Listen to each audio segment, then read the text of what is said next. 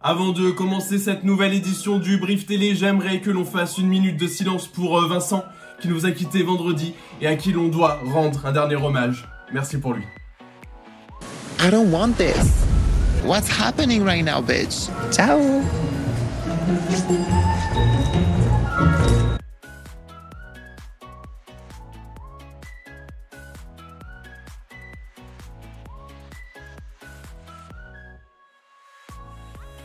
Si on avait dû parier sur le nom du sortant de la semaine dernière, ce serait tombé sur Thomas à 100%. Mais voilà, dans Koh-Lanta, les certitudes d'un jour ne sont pas forcément celles du lendemain. Tout ça, c'est la faute des destins liés qui ont rebattu les cartes, et ce, peut-être de façon définitive.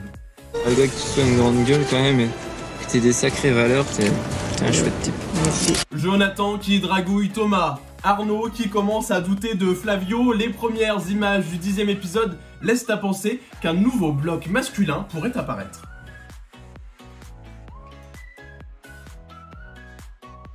Si l'on voit des réconciliations du côté des garçons, ça sent plutôt le roussi chez les filles. Lucie s'est clairement rapprochée de Maxine la semaine dernière en lui donnant son bracelet noir, la preuve d'amitié ultime. Et tout ça, ça laisse Magali sur le banc de touche.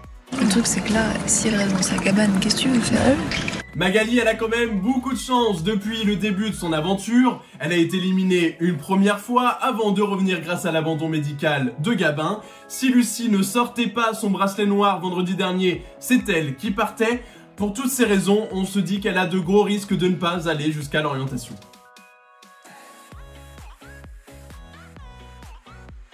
On arrive au 30e jour de la compétition, un mois pile, et ça commence à se ressentir sur le moral et la forme physique des aventuriers, parce que les stratégies, c'est bien, mais tenir sur ses deux jambes, c'est mieux. Il a la tête qui tourne, On le sait, les candidats comptent beaucoup sur les épreuves de confort pour se requinquer, mais on n'est pas sûr qu'une pièce de bœuf et une salade de fruits de temps en temps, ça fasse la différence sur le long terme.